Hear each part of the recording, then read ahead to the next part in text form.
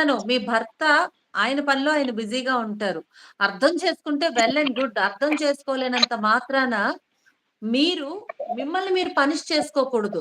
నన్ను వాళ్ళు అర్థం చేసుకోలేదు, వీళ్ళు అర్థం చేసుకోలేదు. నో. నిన్ను నువ్వు అర్థం చేసుకోవాలి ఫస్టు.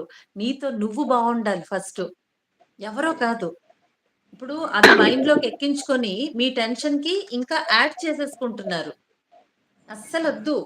మీకు మీరు ఫస్ట్ బావుండండి. మీతో మీరు ఫస్ట్ బావుండండి. వాళ్ళు ఇప్పుడు మీతో మీరే బావుండనప్పుడు వాళ్ళెందుకుంటారు? అర్థం చేసుకోవాలి. కానీ ఎవరు బిజీలో వాళ్ళు ఉంటున్నారు కదా ఇప్పుడు.